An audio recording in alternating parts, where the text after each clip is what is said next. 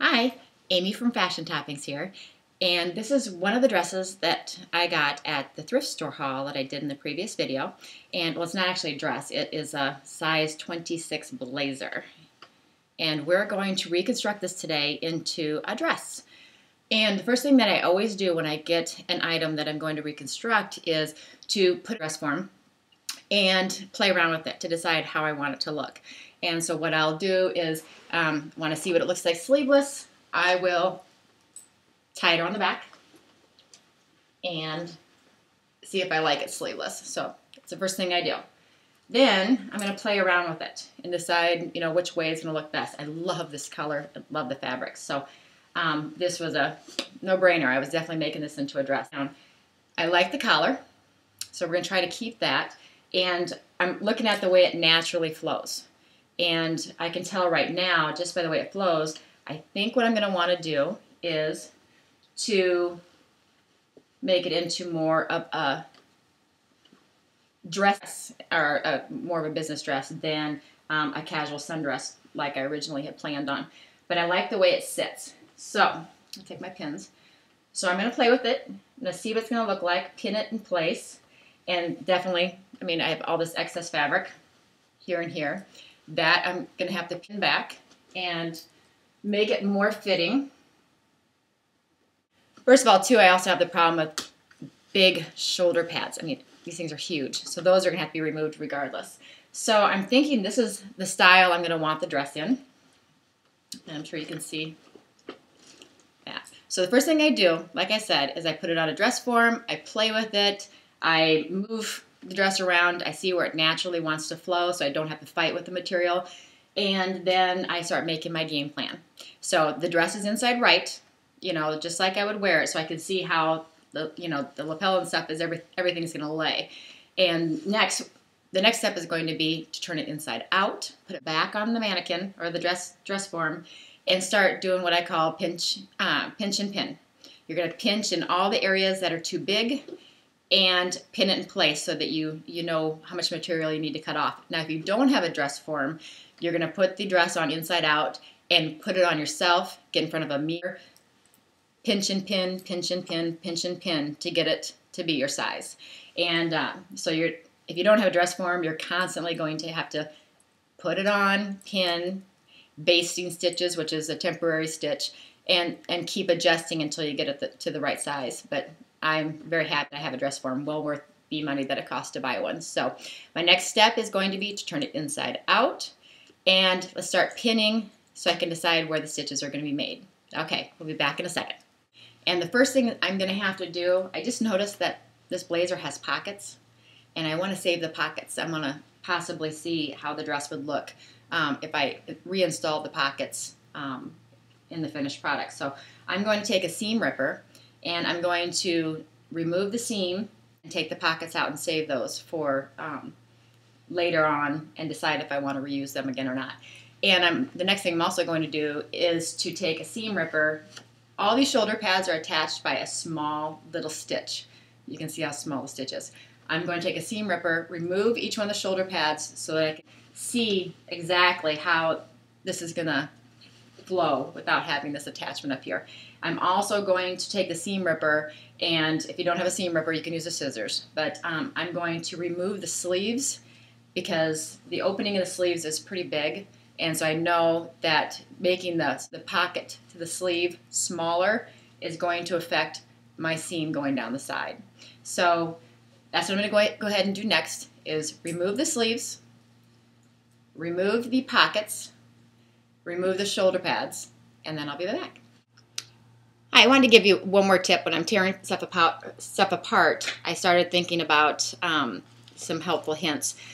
Now, when you're using a commercial garment that you're reconstructing and you don't have a serger at home, I don't have a serger. I'm getting a serger actually this weekend. My husband's picking me up one. But if you don't have a serger, you have these nice finished edges on garments that have been commercially made.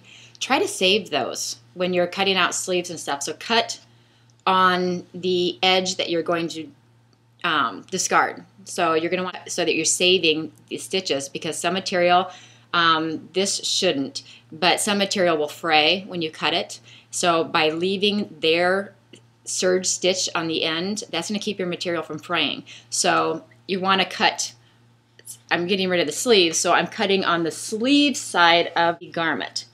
And so I'm going to cut all the way around. I was going to do a seam ripper.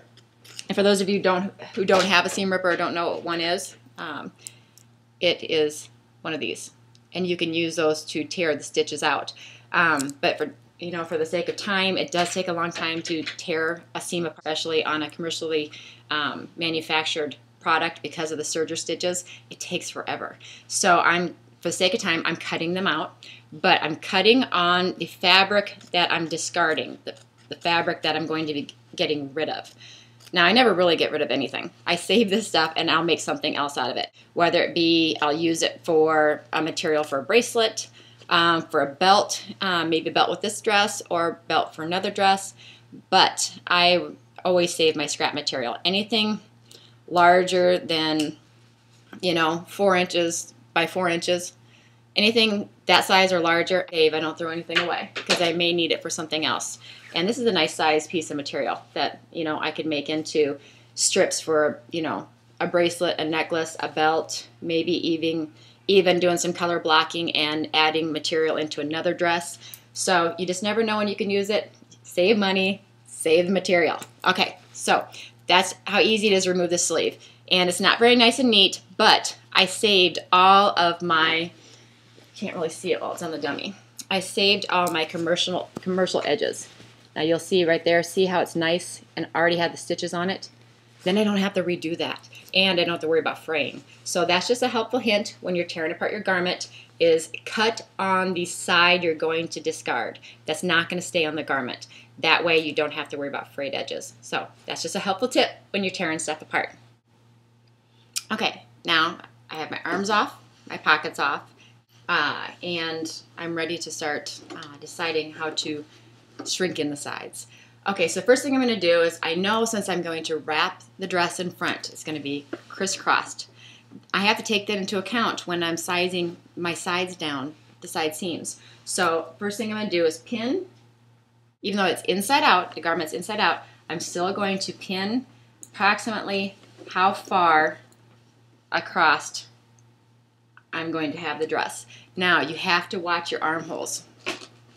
Make sure that your armholes, when you're pinning across, your armholes are staying in place, because we'll be shrinking the sides down.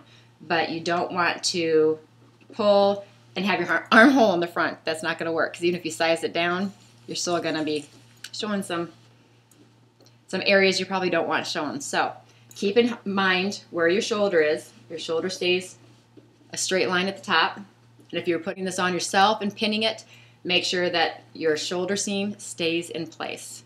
Pull it across and pin. And if it's on yourself, then you might want to pin it to, like, wear an old shirt or a pair of sweatpants, pin it to that, just so it holds into place. Because this is only temporary. The pinning is only temporary. This is just so we get an idea of what we need for sizing. So I'm keeping in mind where the armpit is, my shoulder, and how I want it to cross across my body. Oh, voila. That's what we got so far. Okay, now, here so you can see it a little bit better. Now is the time I'm going to do what they call pinch and pin. So I'm going to pinch my material all the way up to where my armhole is. So I'm going to pinch and pin. Keep pulling, pinch, and pin. And you can already see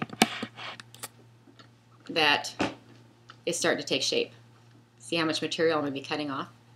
Okay, so I'm going to keep going all the way down to the bottom of the dress. Now the dress is already the right length,